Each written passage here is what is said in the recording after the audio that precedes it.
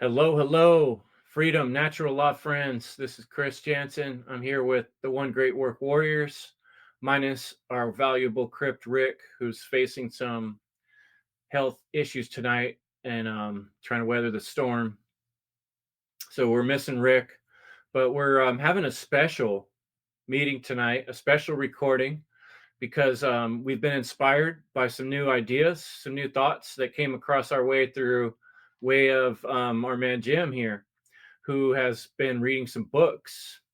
And he read these books by Daniel Quinn, starting with Ishmael. And he brought this to the meeting, and we all got excited about the topic. And in the following weeks, we've all read this book ourselves on our own time.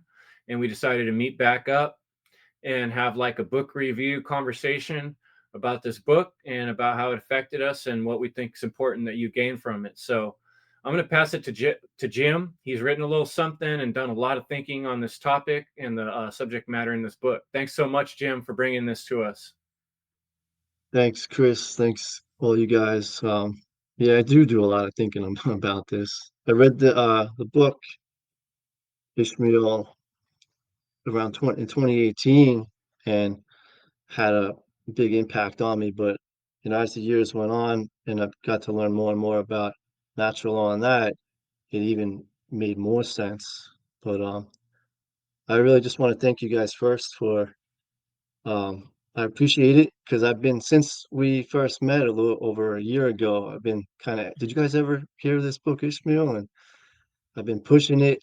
Yeah, none of you guys have had, and every once in a while I'd bring it up, and then I let it go, and then come around like the last couple of months, I just started really pushing it, and I just appreciate it, and I'm grateful that you guys, went ahead and read it, and even felt like it was cool to talk about. So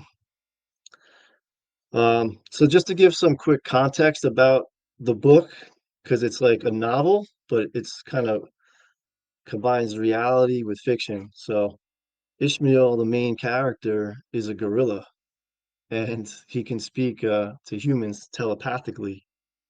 And so you got to kind of like use your imagination and just let that go. And he's the teacher, and he uses the Socratic method to teach his students about the imbalance, the about ecology, about the imbalance that we live in. And so it's really cool that it's a very philosophical book. And I hope by us speaking about it, it inspires some of you guys to even pick it up.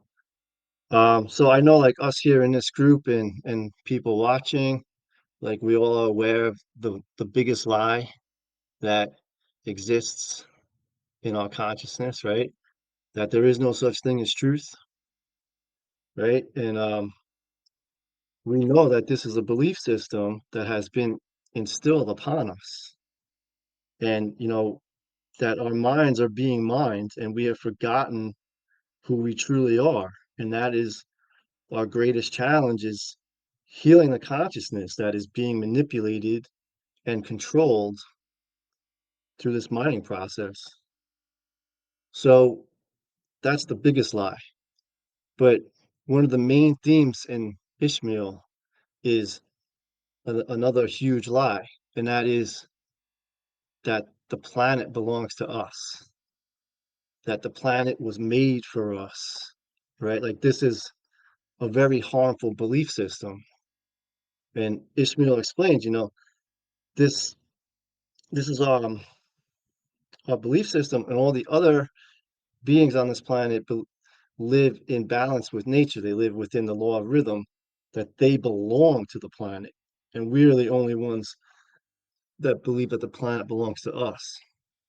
And so, as far as natural law is concerned, Daniel Quinn, the author, doesn't, it didn't seem like he had like the full understanding of all laws of nature. But as you read, it becomes clear he's referring to the law of rhythm. He calls it other names. He has other names for it, such as the peacekeeping law or the law of limited competition. And he's pointing out that we are living in ignorance of the law of rhythm as far as ecology is concerned, right? And we are not exempt from the law of rhythm when it comes to living in balance with nature. And there's no technology that can override ecology. Like if you think of an airplane can defy gravity, but it doesn't mean it's not subject to gravity, right? So this is like definitely um this these laws of nature that we have to pay attention to because of the consequences. So our bones, flesh, and blood is made up of the metals, minerals, and liquid of the earth. So in that respect, we are not unlike all other creatures and beings on this planet, right? We're not animals like they are when it comes to knowing the difference between right and wrong, but we are mammals, like we are primates.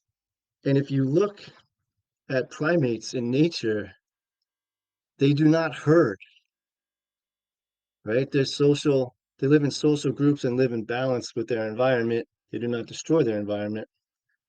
And if you look at animals that herd in nature, such as like buffalo or wildebeest, they do not stay in one place. They migrate because they're living within the cycle and the law of rhythm of nature. Like, and these are things that Ishmael points out. He gives all different kinds of examples, and these ones I'm just making up on my own. So, but it was always about these living within the law of rhythm and the cycles and the symbiosis and biodiversity of the environment, and not over competing with the other animals. So, animals that herd don't stay in one place because they're living within the law. Because to stay in that place for too long is to be harmful, and we're always talking about harm, right? And that's what we do. It's it's primates, so that's part of the mind control too. Like that's the herd mentality.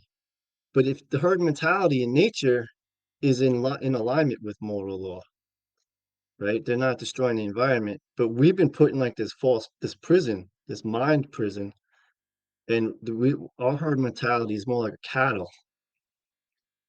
But that's what we're doing. We are like herding and staying in the same place, which is harmful to the environment. And so, like, that's what Ishmael is asking, what about the rights of the planet? What about the rights of all the other sentient beings that you share the environment with? And like that, believing the planet belongs to us is to claim ownership over it and cause harm, right? Claiming ownership, that's like the slavery mindset. And it's a harmful action. So to be in ignorance of the law of rhythm is harmful, and that is an action that we carry out. And the truth is in plain sight. If you look outside, you go outside and you really look, we're out of balance. And I could go on, but there's so much more to it. But I'll pass it to Brandon. Jim, thank you for bringing this book to the group's awareness. And one thing that this book does point out is, and this is the most important thing that should be noted with the book Ishmael, is the mindset. You know, the mindset that we have been indoctrinated and mind control to have. And he makes a great point of this because he boils it down to two mindsets. You have the takers and you have the leavers. So the mindset of the takers, like Jim has described, is the takers believe that they control and that the earth belongs to them. So with this mindset, it's going to influence wrong behavior. It's going to get you out of balance. So with this taker mindset, you buy into more relativism. You're going to be a very ego. You're going to want to control. You're going to want to dominate. And if you think of the opposite of that, which would be how the takers, they understand that they are stewards, to the earth. So they'll leave, certain food, because they're not going to take help 100%. They're willing to live in harmony, with other life forms and with nature. He doesn't really go too much into the lever mindset because, of course, the way he breaks it down, and if he'll look at objective reality, this lever mindset is dying because this taker mindset is taking over. It wants to control, and it's pushing off its influence and breeding more and more of the same mindset. And one thing that he talks about to prove how this taker mindset is so dangerous is he talks about the law of limited competition. And what this is and how he explains it is when man has his taker mindset when it comes to agriculture, how when it comes to pretty much anything, whenever we have any form of competition that, that may take away from us, we wage complete war hell against it and we'll destroy them. Hell, we'll attack their food, we'll attack their way of life.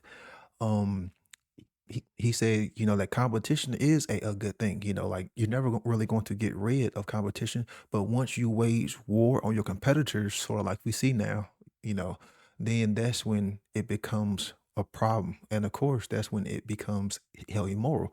Because think about it, if you attack your competitor's way of living, their means to survival, you're actually waging war on them and their families. So, hell again, what is this mindset, that is influencing this immoral behaviors? And of course, how you can say this taker mindset has been around for thousands and thousands of years, if not hundreds of thousands of years, which is, true. It's been talked about in many, cultures. But the main thing with this book, if you do read it, the main thing that should be taken away is the mindset that the people have been indoctrinated to have. So I'm going to pass it on to Chris.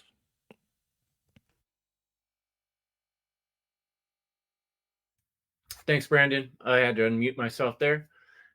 Yeah, I mean, I have a lot to say about this book because I love philosophy and I love conversations with people about philosophy. And it seems somewhat rare to me to see the level of consideration this author gave to philosophy compared to what I often see out there. That being said, I did find myself a little disappointed that he didn't keep going with the thought process. And there were certain questions at the end, like, okay, what do we do with this knowledge? But the basic story is the author sees this advertisement in the paper, and it says basically, do you want to be an apprentice to help change the world? And he's intrigued by this and curious and feels himself compelled. And he goes to this random office in this building, and then turns out there's this gorilla in a cage who communicates with him through his mind. And this gorilla says he's tried to teach several apprentices over the years and hasn't felt like he's had any success with his teachings. And so we go along with the author as he sits there listening to Ishmael the gorilla um, sort of expand on these ideas that are really unique and interesting because the way it's all framed is from this point of view of this gorilla who's been in captivity its whole life. And as he says, he understands captivity better than anyone. And there does come a certain point in the book when he points out that all of us are not free, that all humans on this planet that are in the taker mentality, as he calls them, are trapped in a type of captivity because of this taker mindset. And I think that's a huge realization. And the way he presents it gives the listener or the reader an opportunity to kind of look at that from a different perspective. Like a good example of the perspective is the gorilla is describing his process of learning. When he first began to make these realizations, he was moved from like a zoo situation to kind of more of a circus, right? Where they'd given him a name at the circus. And he started noticing that everyone came up to the cage was yelling out the name. What was it, Jim? The name, it was I'm blanking it out. Anyway, it doesn't matter.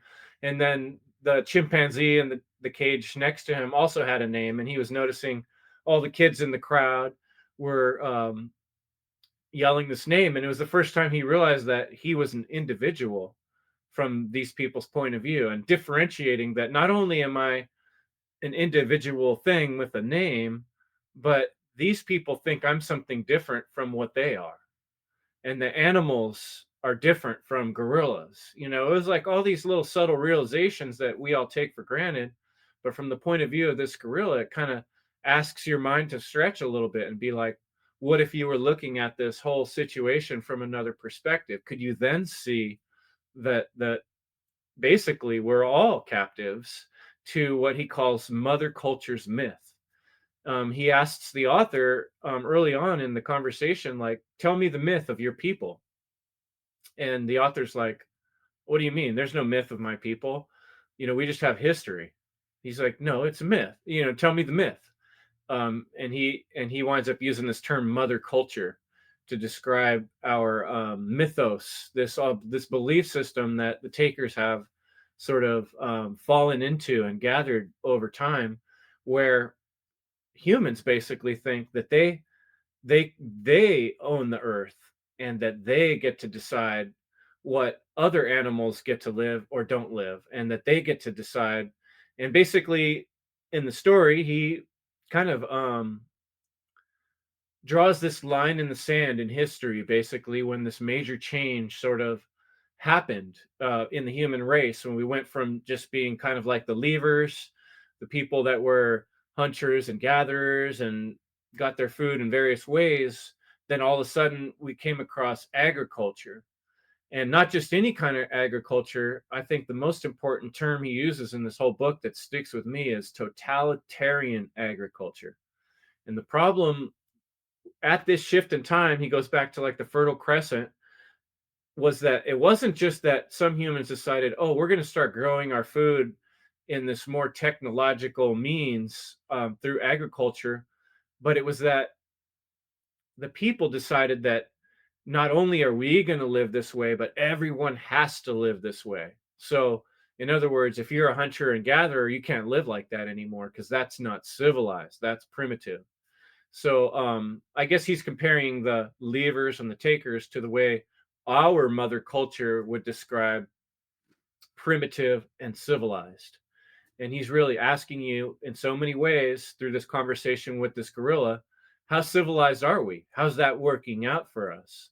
And is this time where we decided to start using the land like just a resource that we owned, and stack up as much food as we want, then we get more and more and more people.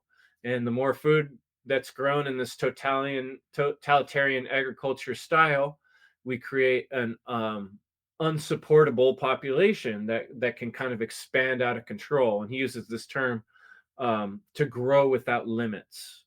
And I think that's kind of like what Jim is alluding to, where we're getting out of balance or out of the rhythm when we've been allowing ourselves as humans to grow without limits, to do things with no consideration for what could come in terms of negative consequences for the whole of humanity or for future generations.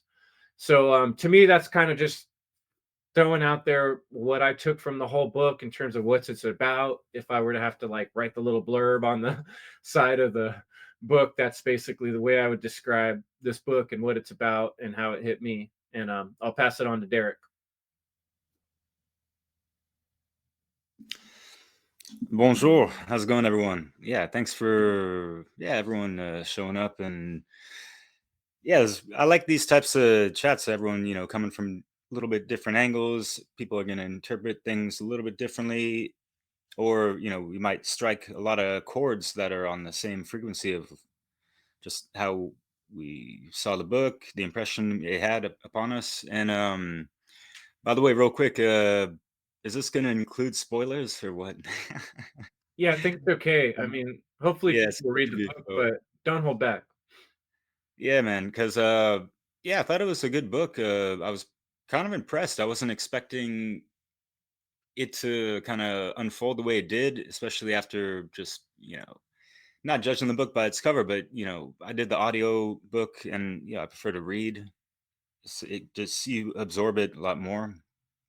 And but yeah, I found it kind of funny in the beginning, a little cynical, and I like how they had the quote posted on the cage, and they had that at the end to kind of round it off. Even though I felt like the end ended a little abruptly for me, and yeah, I was really sad when good old Ish bit the dust just out of nowhere. And yeah, but the quote in the beginning, and I like how the author really describes the emotion, and how the guy was kind of befuddled of reading this thing.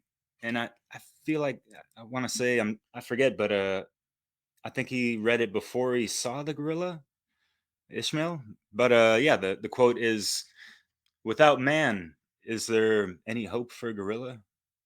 I might be paraphrasing, I might not be word for word, but it's along that phrase. And like, you know, how would I would try to put myself in that, character's feet, like, like, damn, is that, who wrote this? Like, it's one of those things that make you, question a lot. It's like, yeah. But I like how there's like this evolution perspective from Ishmael. I wasn't, yeah, telepathic gorilla man. That's cool. Yeah, and confronting man on mythology, dogma, their idea of rulers of the world, peace and war, and yeah, with the believers tied in with the takers, aside from the leavers, right?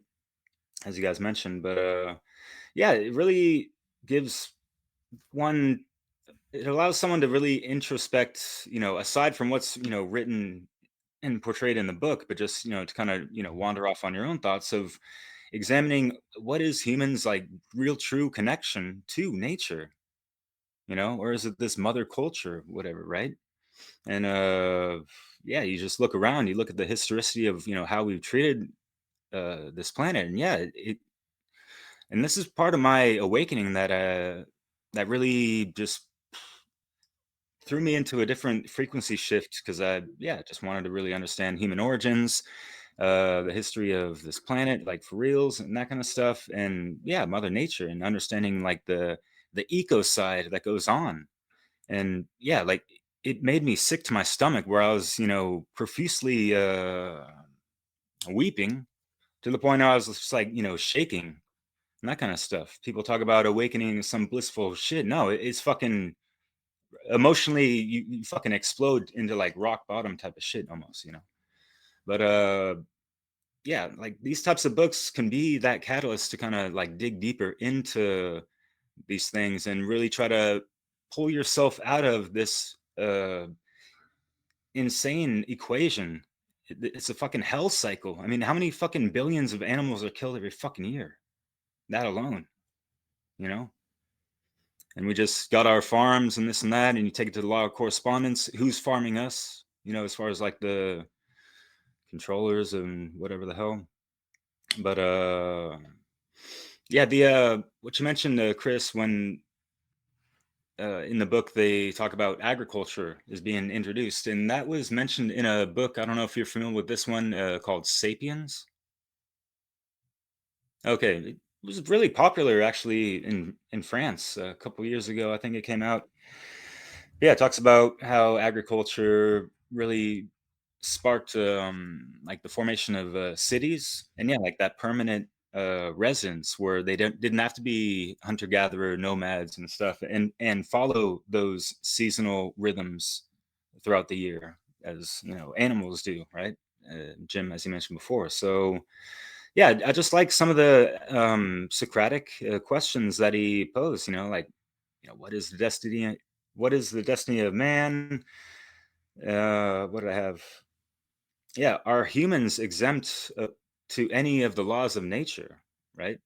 natural law. We tend to kind of overlook that. Obviously there's been manipulation, perversion, and inversion of these things due to manipulation, as we've covered in other chats. But yeah, it's just interesting. And I like the I like hearing a perspective from an animal, like talking to humans, even if it was written by an author who's human, obviously.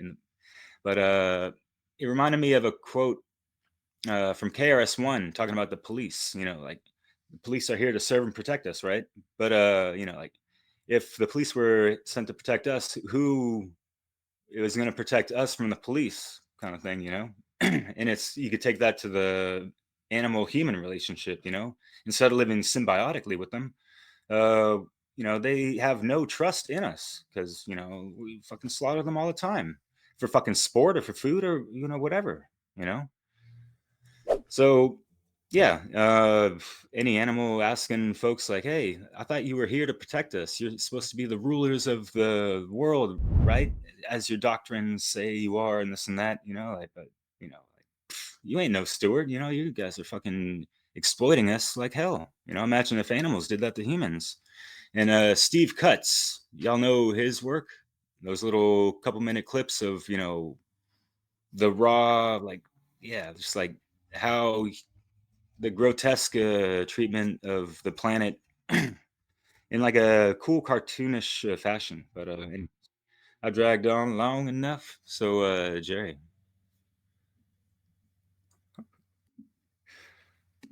Yeah, I mean, hold on a second. All right, got a little lag, but I'm back. Yeah, dragged long, but man, you make some good points, Derek.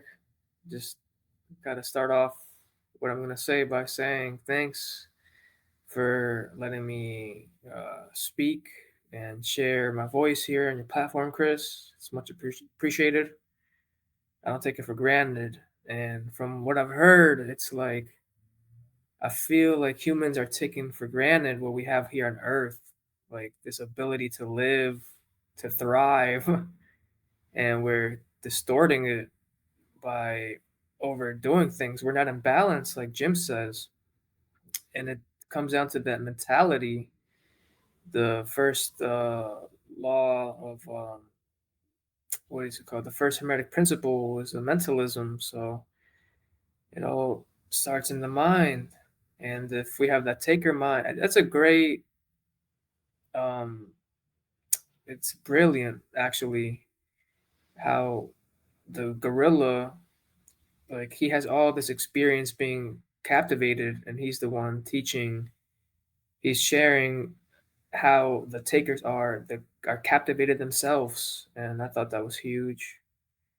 So it's almost like, yeah, in the short term, takers might get benefit from um, uh, growing too much food, but in the long term, it's really harming the planet, which harms us. So I don't see how that makes any sense.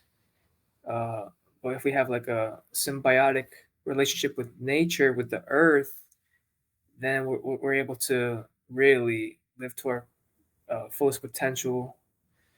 And I'm not going to drag on long. I just thank you for the recap, Chris. And I recommend reading this book and listening to it at the same time, like Brandon did. I'll pass it back to you, Jim. Thanks, Jerry. Yeah, no, it's cool to hear all you guys, perspectives on it. And we're all definitely, yeah, like on the same page. The Brandon and I had discussed this about, the root cause, of course, is, and we keep saying this, it's the taker mentality, it's the mind, it's the mindset, it's the the belief system that the planet belongs to us, right? And I also got caught up in this paradox that I was bringing up, dealing with the second law, the law of correspondence, of how we're living so out of balance on the outside, that is sustaining the immoral behavior, like the immoral thoughts. Like it's the root cause is the thought, the immoral thought has created the external imbalance, and the thoughts have been imprinted. But it makes me think that, like the social engineers want it that way, right? They want us to be living out of balance in the external to sustain the immoral mindset. And that's something I think about a lot. Um, Any of you guys have thoughts on that one? Yeah, remember, if you want to control somebody, if I was a social engineer, then I would want to, control the environment, because the environment, it is going to have some form of influence. That was one of the main things in, behaviorism. Is you can control the hell environment. Because remember how Skinner put pigeons in his little Skinner boxes. Who was it? Ivan Pavlov, John B. Watson. They all wanted to control the environment, because there is a level of influence. But what a social engineer will never tell you is about the internal.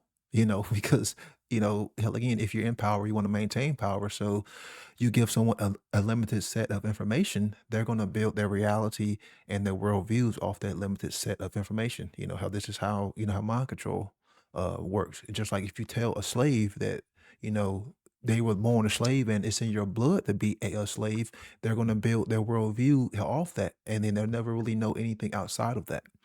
So from the social engineers, have a perspective, they don't really want you to know that the true power comes from the internal, you know, because like Michael Tsarion said, one of his greatest quotes is as if you in control of your psyche, if you in control of yourself, there is no external force, there is no external, there is nothing external that can control you.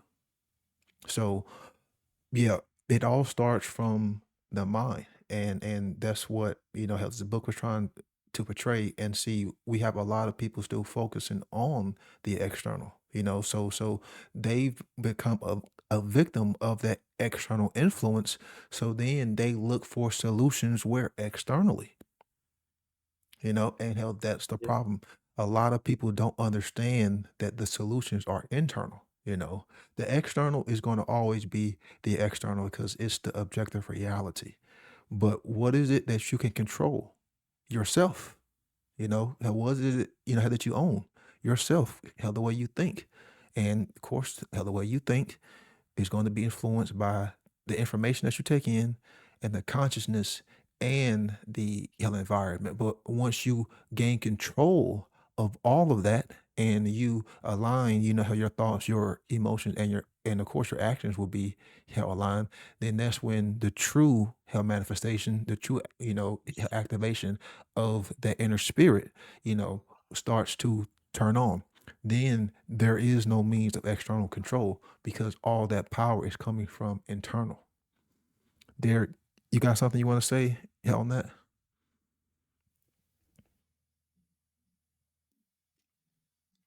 Um, Not really. Sorry,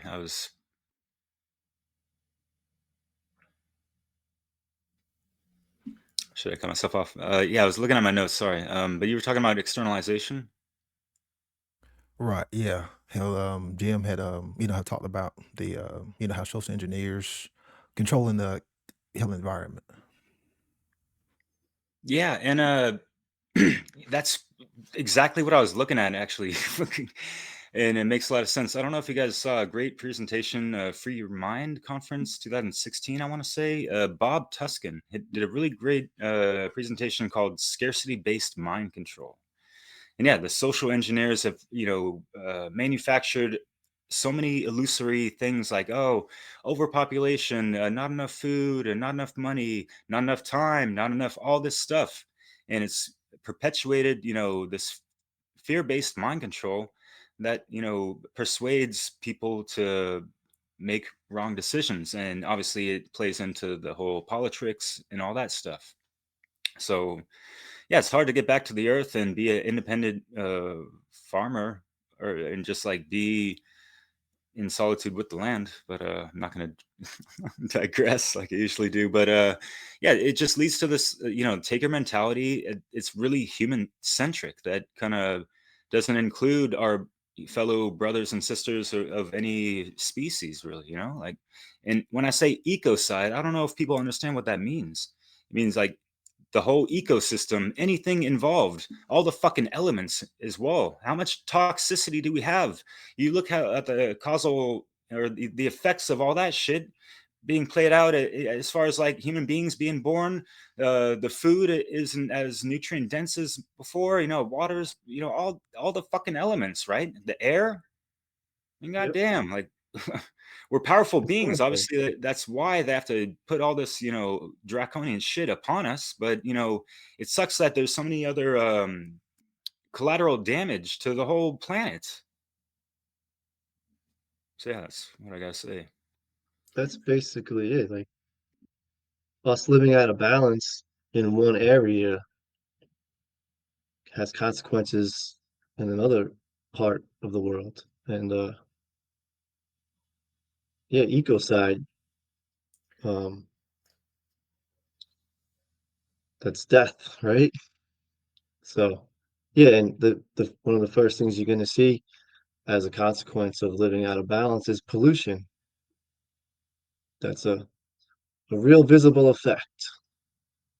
So take a look outside, and then if you there's pollution, then you know you're living out of balance. Look at your water, look at the air you're breathing, and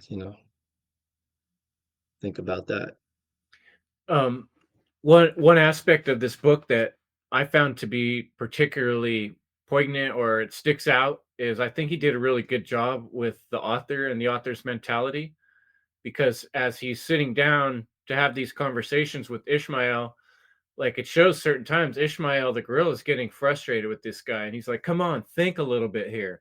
Don't Yeah, force me to tell you the whole story." He's asking the man, "Tell me the story of your people. Tell me the story of your myth." And he's like, "We don't have one." And he has to force it out of him. And what you kind of come around to, which I think is an interesting parallel to a conversation we've had previously called "Education is the Solution," is that there's been a process of humans teaching other humans to do things this way. And it reminds me of something you were saying, Jim, where it's like this feedback loop. Yeah, it all does start from the mind, like Jerry said, with mentalism. But when we project faulty thoughts or terrible ideas out into the world, and then we repeat them, and then we force other people to repeat them in mass, there's this echo coming back of this voice of everybody around us repeating this message of idiocy over and over and over. And even in the book, he talks about the rise of the Nazis and the power that they reached in their time. And one thing I remember that really stuck out for me, because I remember going to the Anne Frank Museum with my dad when I was young, and all on the wall they had like some of the some of the materials that were used like in schools for like in their math books, and it would be like a bunch of pictures of little soldiers and then tanks, so they were adding up tanks and soldiers. And it was subtle things like this that they were putting right into the education to get the minds of the children already on the page of, oh yeah, tanks, guns, that's normal stuff, you know. And it took a lot of education through history to get people where we're at. They're very intentional process. And I think very often people kind of just think of everything as an evolution. Not to say that evolution isn't a real thing, but there's been a very real process of educating people that this is the way we do things and this is not how we do things. And I noticed that in my own life experience, like in school, for instance, with the classes I was in, everybody had to stand up and salute the flag in the morning and sing this song.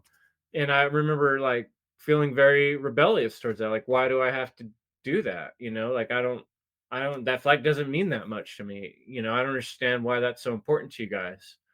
And it's like the gorilla's point of view. If you step out of the shroud of our mother culture history and what we've been indoctrinated into, and if you were able to look at it from an alien point of view, you would be able to see a lot of the inconsistencies, things that don't make sense. Like, for instance, police is a good example, right? Money comes out of my paycheck my whole life, from somewhere between a third and a half of every energy I make in my whole life, and a huge percentage of that money goes into this force of people that want to drive around and point the finger at me and maybe even take my money if I cross a certain line or a certain speed, or basically I'm paying these people a force, a gang, to kind of beat up on me and make me feel out of place in my own town.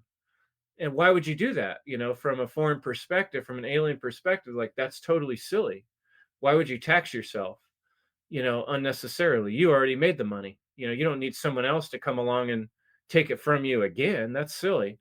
And like with the food thing, does it make sense to force everybody to use the same paradigm of how we gather food? What if some people want to travel with the sun? And over and over through history, we can see examples of, Catholicism or Christianity, these major world religions, whether it's their crusades, or saying, no, this is the Christian way, which is pretty similar to the civilized way, just kill whole areas of population, genocide of human beings. So I'm not even getting into animals, just how humans treat one another, genocide, waging war, trying to kill every human in a whole town. We were just reading about Bryce's Day massacre, which was, this Christian says, kill all the pagans on this island. Anyone who's not Christian, just kill them like they're dogs, right? So over and over, humans have shown this tendency to do something that animals would never do. An animal might just kill another animal because it wants to eat it, but it's not going to kill all of them. you know it's certainly not going to go there. They might go, wolves might go hunting in a pack to hunt one animal that they want to eat, but they're not going to hunt their competition and kill all their competition. That's sort of the examples they give in the book. So these are unnatural ways of being that we've developed as humans, and very intentionally educated other humans on, this is how we do things, and punish those who don't do it that way. So this isn't just a natural progression of how we had to be because it's our nature to be this way. We have purposefully chosen to educate ourselves to keep doing this process, even though we can see it's causing harm in multiple ways. Yeah, it's been a mind virus that has spread. You could see it in most recent history with, what happened in North America when the Europeans came. The American Indians, which I don't like calling that, but the people who were there first, Native people. they don't even like being native, but anyway, they they're the people of Turtle Island, and they were living in balance with nature, like they were the levers. They practiced some forms of agriculture, but not the totalitarian where food became a commodity and they forced it upon all the other tribes. Like one tribe didn't force it on the other tribes. And so, I mean, they weren't perfect, and they had wars and they fought over hunting ground and that, but they were way more in balance with nature. They were way more moral in the respect that they didn't have cities of such immoral cities, and the pollution and the black plagues and the the feudal system and the popes and the kings and the queens and all that, and like a Bible. They didn't have a book loaded with darkness, dark history. Like they didn't have it that like then they were there for 10,000 years as well, but they were living in balance. They were living with um nature. So they were way more moral. Um and then as the Europeans came over, like you were just saying, Chris, then they got killed off, called genocide for the most part, and then over the years, educated, indoctrinated, so they ended up fighting in the same army of that killed their ancestors, like in present day. Like now they're in the U.S. Army. Like 100 years or so ago, the U.S. Army was killing this and still like fucking around with them. But yeah, another fascinating thing, like you mentioned too, was how I mentioned it in the beginning, how animals do act immoral. Like they may eat their baby, and we'll see that, and people use that as a justification to say like we're animals, and like gives us the right to be immoral. But when it comes to the law of rhythm, animals live morally. They don't know right and wrong when it comes to like killing, like eating their baby. We may look at that as wrong or something, but and you said they don't outcompete each other. Like we do all that. We do know the difference between right and wrong. Like we do have morality, but we're the ones who are living wrong. Like we're living out of balance, out of the law of rhythm. But the animals who can behave immorally from time to time, or we say they do, and use it as a justification for our behavior, they're always living in balance with nature. They're always living morally within the moral law. And we know the difference between right and wrong, and we're living out of balance and being harmful. I want to make a correction. Um, Sure. I don't think we should be using the term morally with animals. I think that is an incorrect way of putting out our words, and the reason for this is because, hell, again, animals don't have the option to get out of balance. You know, like like we can't leave out how consciousness here. There's how differences hell in consciousness. So hell when we start hell using how moral how with animals, then we are kind of opening up cans of like hell worms. That's applied to certain levels of consciousness, and I just want to make how that how distinction. But yes, hell, animals will always be in the law of rhythm until their consciousness is able to get higher. But how, like how I told you, Jim, do animals have the option to live out of harmony with the principle of rhythm? No, they don't. So I just wanted to make that how distinction, because it's the consistency, you know, how consistency. Yeah, I'd like to chime in on that also, Brandon, because natural law is the central theme and the most important aspect of the work that we do, what we call the one great work.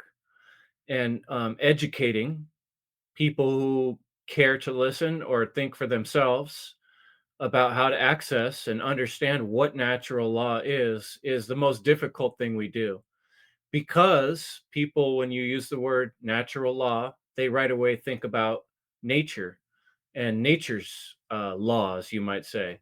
And that's one way we could separate the two.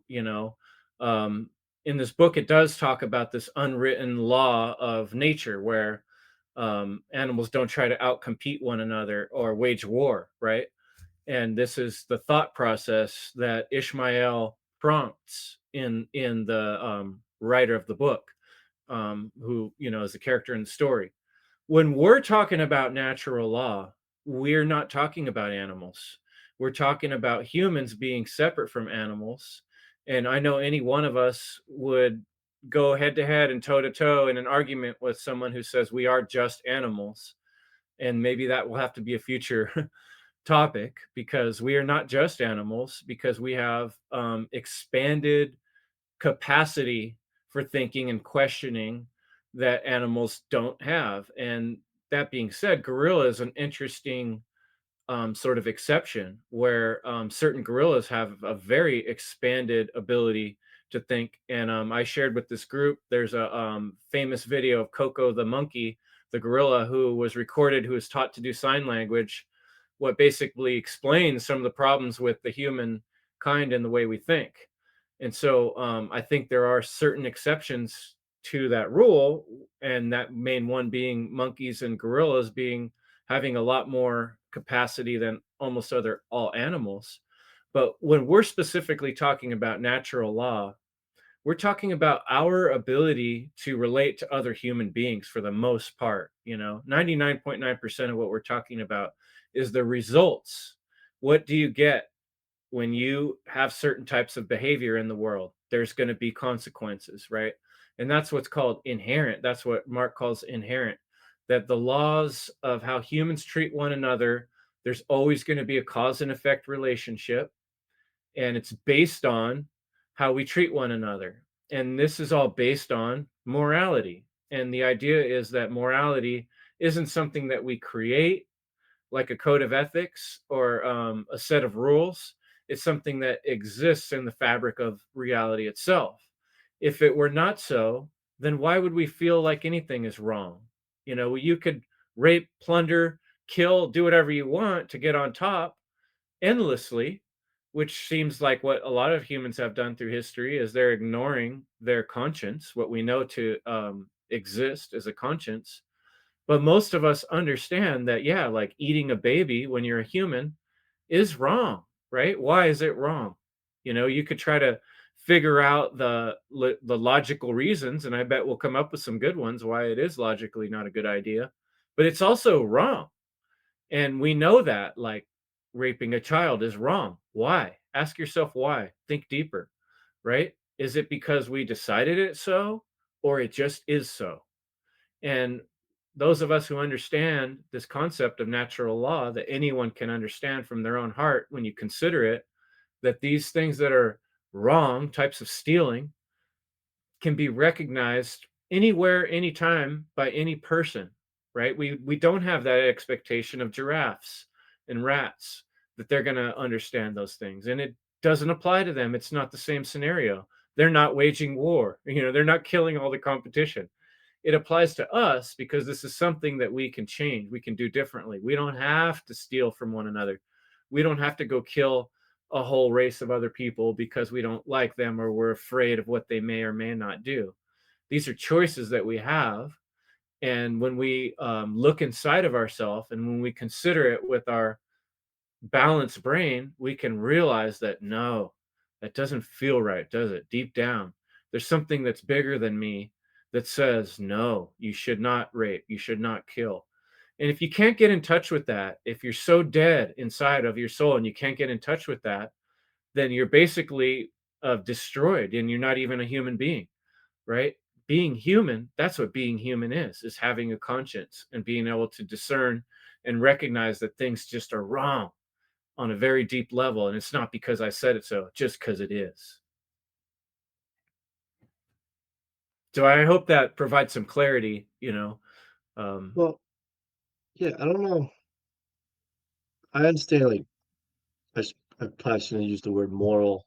I should have just said natural law because I don't think the animals have a moral conscience. I didn't say that, but there's the irony.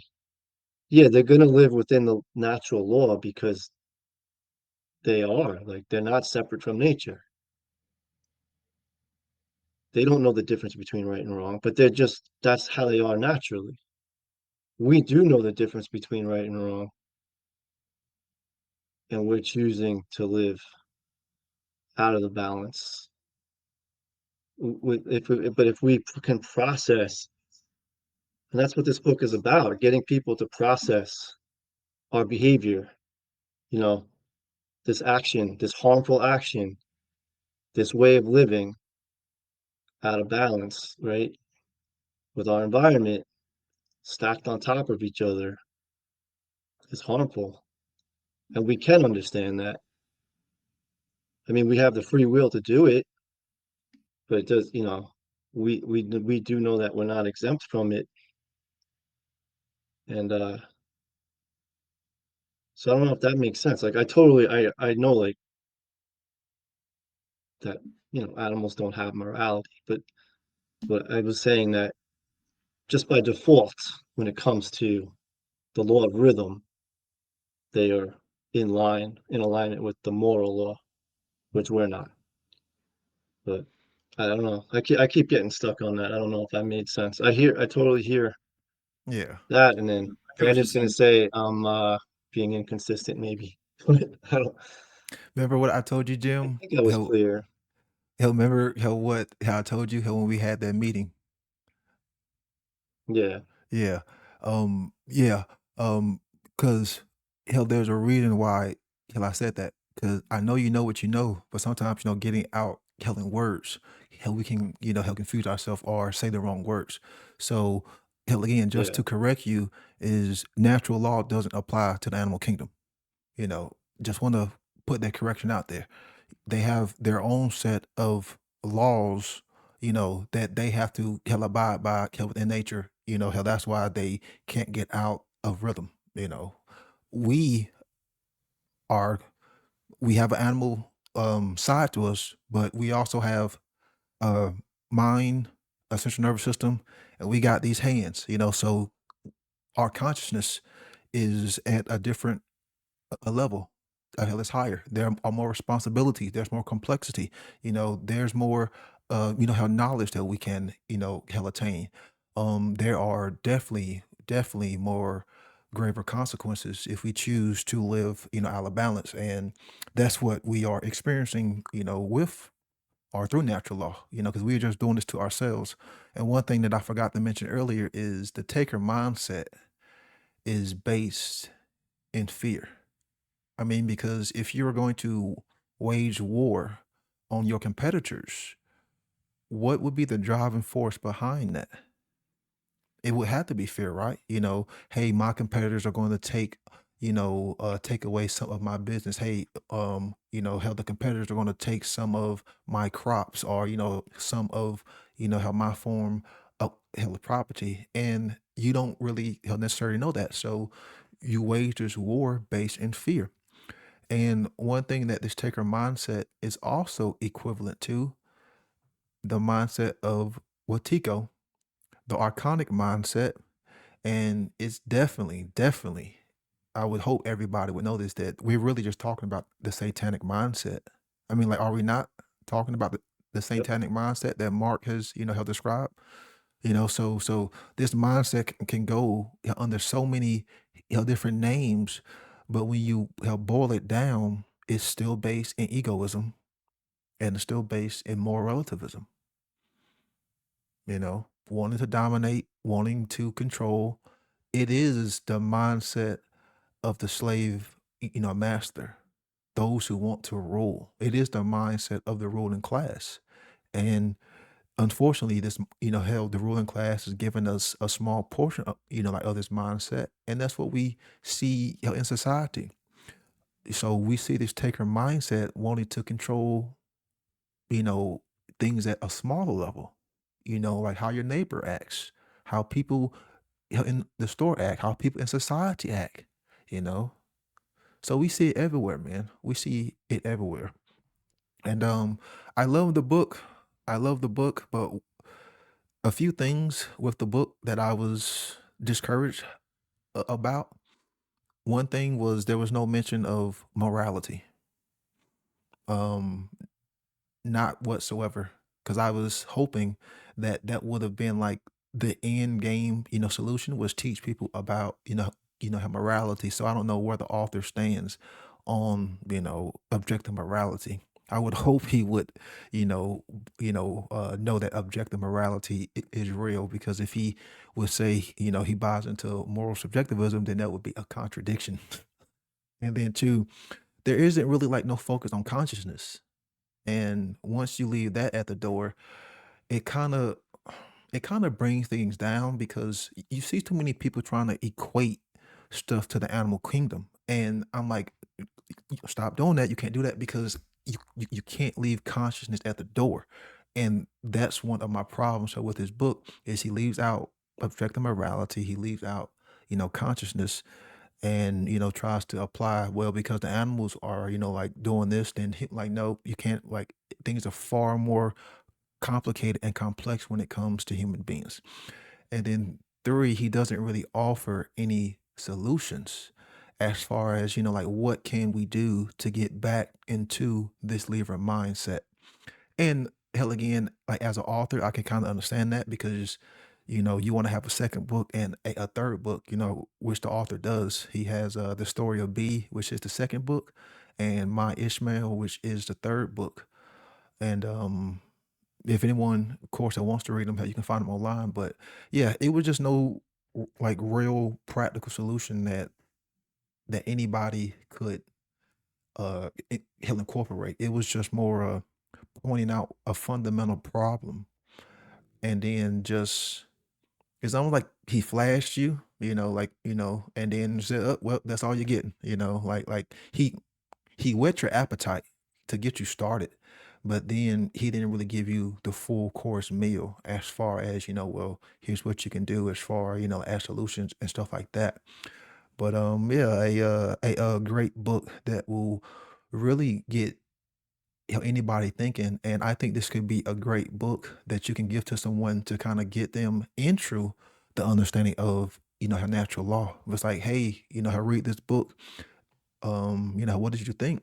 And then try to bring in, the teachings of objective morality, how the law of freedom and have natural law. And there is one caveat: is somebody who is ignorant can read this book and totally go down the wrong path, can totally go down like the climate cult, save the planet, and like don't have a good foundation in their knowledge and in their grammar. And of course, you can do that with a lot of books. But yeah, those were like my three problems with the book. But I would still, recommend it as a beginner for someone to, especially if someone is kind of in a rigid way of thinking, because how, like we all said, like the way he asked the questions coming from a gorilla, it kind of, has you on the edge of your seat, like wanting to read more. I think I was. Uh, Hell, listen and reading the book 1 hour at a time, which only takes 6 hours to read the full book. So it's not like it's like 600 pages. But yeah, hell, Yeah, it's an easy read. yep, yep. You can read that book in one day, 6 hours, and I did it in just a weekend. So if anybody wants to say something, feel free. Derek. Um, he brought up another big term he brought up is diversity. We talked about competition, but I think, and that's kind of a hot topic word in the modern days, but it is an important term in that nature does show us things, right? Nature we can look at, especially like allegorically, to understand concepts, to understand flows of nature, right? Um, we can observe it and recognize patterns, and that's valid. That's valuable, and it shows us this how life thrives with diversity, right? When a human makes the choice to eliminate competition or eliminate diversity in order to control, um, the human becomes godlike, right? And that's what Brandon just alluded to. That's basically the tenets of Satanism: is that we don't need to understand what is the great all, what is the great God, what is the great mind. We can become the great mind, and we decide what's best for all. And by making that supposition, by making that jump in logic, that we can decide the laws of nature and we can decide the laws of man, we can decide the laws of flow on this planet, whether it's adjusting the temperature by spraying chemicals in the sky, or damming up rivers, or growing food in massive depleting style technological methods. We can do those things, but we always have the choice to recognize that maybe we should not. And the ability to self organize ourselves or self disorganize ourselves is our freedom. And that's our ability to look at nature and look at the flows of nature and look at the diversity around us and say, is it good if we remove that? Is it good if we take apart the DNA of the plants and make them grow just the way we want them to, as if there will be no effect, as if we're the God of reality and we can just create whatever the heck we want and don't expect there to be any fallout or negative consequences. And we can see this has been done for quite some time. And like I said, not only being done, but educated to the next generation that this is a good thing to do and this is the way we should keep doing it. And if you say otherwise, well, move to another country, you know, that is the type of mentality that is keeping us in our own cage, in our own captive minds, where we're not able to see this hubris of humans that can't recognize the natural consequences of the actions that we're doing and where they're leading. And we can all see in our own personal lives that we have choices every day. You can either do something or don't do it. And if you do it, there's going to be consequences. And if you don't do it, there's going to be consequences. And we understand this on a personal level with fault and blame. But when we try to project it collectively on the whole planet and control everybody or think that we have the ability to do that is when we get ridiculous. And so I think, you know, even though the book doesn't supply the solution, we have the solution in our hearts. And that's for each of us to keep asking these questions of why, doing this work of philosophy and really thinking it out and meditating and then working together like we are in these meetings to kind of hash out these problems and work through the differences that we have to find the best path forward. If we do that, you know, like we might realize like, hey, you guys, I know it was really cool that we invented this machine that can fly through the air, but what if people that have bad intentions start spraying stuff out of them that poisons the rest of us? Maybe we shouldn't do that. You know, maybe we should work together and make sure that any flying contraptions that go in the air are safe before we let them leave the ground. Let's work together on having a solution for that, because that could be a big problem. We could all die. You know what I mean? And without that ability to reason and come up with solutions and work together towards what's going to work and not work, we're just prey. We're just victims to the collective, which for all we know is controlled off planet or by an alien or by a AI bot at a certain point. I mean, how do we know if we're just following the rules and the edicts of what was passed down to us from the last generation or the current government administration or king or person in power with the ring of power, you know? So it's really about coming back down to the individual level and having these conversations and debates and working in our own psyche and observing nature to recognize what's happening and what consequences we want and what consequences we don't want. And we have that ability.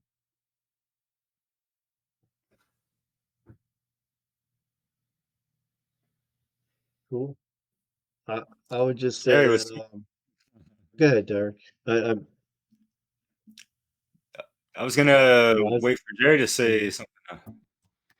You skipped I it. felt Oh, like I Jerry. should say something, so Yeah, sure. I'll be short. Yeah, Chris, man, you nailed it, my friend. Like, morality is written in the heart. We know what the difference between right and wrong is, but yeah, Jim, you brought up earlier, like we know what right and wrong is, but then Mark says he'll ask that question to people in the street and they give complete different answers. So it's like we need to teach this more to people. Natural law, objective morality. But yeah, Chris, you nailed it, man. Like we all have choice. That's what freedom is. And there's gonna be consequences for our behavior. So I guess so what we can do is the right thing, and that's to teach natural law or objective morality under natural law. And that is the answer, which I think is important to get the full meal, right? Not not go halfway up the mountain and then settle down or settle there. It's to go all the way. So I'll pass it to you, Jim. Thanks, Jerry. I mean, yeah, there's like, I don't know, so many ways to say this, but we're always talking about harm, right? And rights. So, you know, that um you'll have the right to be free from harm, and that when it comes to living out of balance, it's harmful. So we can look at that as people become to process morality, and we know that most people don't. But as they do, and they can look at it and say, okay, this action, this way of living is harmful, then of course it begins in the mind. But then that's how we can start to become in balance. But I really think that people have to recognize that this way of living is harmful, and then just look at the harm that it causes. Think about it, like, as you know, and then is it possible to get in a balance? Like I know Brandon said it before, like it seems really, really hard. Like when you got like, how do you get 10 million people living in one place at the same time to get moral at once? You know, that's especially when the external is keeping them from being moral internally. So, but that's what I keep going back to, getting screwed up with. But that would be like as a solution, my thought. Like people have to process the harm that we're causing by living this way. And then there'd be a gradual procession into balance. Because according to natural law, we can't stay. We can't stay herded up like that in one area because it's out of balance with the environment and there's no technology. Like ecology doesn't care about technology. You know, it's natural law doesn't care. I don't say I don't see how there's any technology that can override ecology. Like we keep trying, like we have plumbing and you know things like that, and we can filter water with those kind of technologies to clean up this what we polluted, but it's just band-aids, you know. There's nothing. So of course, you know, it's like it just seems like we would have to figure out how to get into balance, but that starts in the mind. And I can't see how us staying crammed up it'll always be out of balance just because and we couldn't be moral internally if we're moral externally causing harm. So Yeah. Hey, Jim, you remember Ishmael's final, well, it was really just his only wish, but it was, towards the end of the book. Um, he said his only wish was for the human guy to actually go out into the external world and teach these things, teach 100 people, and then they're going to teach 100 people, and so on, as he said. And that's that made true. me think immediately to the 100th monkey effect. It's not quite the same as that theory, but yeah, I kind of went ape shit hearing a primate, talk about that kind of stuff. So, but yeah, teaching people the right knowledge of natural law, not uh, the other variants of, the natural order of, whatever. But yeah, not, and also it's contradictory to the knowledge to rule the world that the takers have, right? Reference to the book and what Ishmael talks about all the time. So yeah, it's not the leavers that are really interested in that knowledge, like the natives, Native Americans, and Indians, Aboriginals, I suppose. and it's like them versus the colonizers in a sense. So I found that interesting. And yeah, the colonizers, sorry, that's what I meant. How many were ensconced in, dogmatic religions and all that stuff. And it was funny in the book when they Ishmael mentioned about, talking about, yeah, the religious, behavior that, is the fallout from these doctrines or whatever, and how many people were, fell to their death, cursing the gods and that kind of stuff and yada yada. And I was just thinking to myself, well, I wonder how many gods cursed them, kind of thing. Being silly, but yeah. The beliefs in the gods, it can also lead to moral subjectivity as well. So that's another thing that kind of came to mind. But yeah, proper, Virus. yeah, heart-based morality, like do unto others as you would to yourself. And I want to rewind that back in context also, because a lot of people just don't have that heart activated because they're operating on their lower senses. And I've talked about this quite a bit, but like in reference to like the animal kingdom, the lower senses kind of represents also like that animal instinct, where the animals don't have that neocortex to really you know recognize certain patterns and have a proper, higher self-awareness and awareness of others, and all that stuff. We all know these things that homo sapiens have that other animals don't. But yeah, animals are operating on instinct for the most part. So yeah, that really separates us from them. And so yeah, why can we not, be operating from that heart-based intelligence, so that's a shame. We've been led down the wrong garden path or whatever. And it sucks because this earth is so beautiful and so bountiful with this fauna and flora and all these things. I love that passage in the book where he talks about Africa, where, the animals, it's just like, yeah, I mean, you could think about the Lion King in a sense, but yeah, they're just a whole bunch of animals. They're not living all harmoniously. Of course, there's, carnivores and that kind of stuff, but you just look at around like a non-touched, by an environment not touched by humans. Sorry. And you just think about the beautiful, luscious, all the fruits and vegetables or whatever is going on there, and it's just, yeah, like how can we kind of have that come back, and how can we as humans rectify all the damage that's been done, right? So yeah, it seems like we're kind of winding down towards these solutions that we're, everyone's been kind of mentioning that. So yeah, how can we have a more self-sustaining, healthy lifestyle that ripples out to the macrocosm and really shifts and shakes the foundations of these, taker like societies, you know? I know. Yeah, and I think the big lesson there is don't take.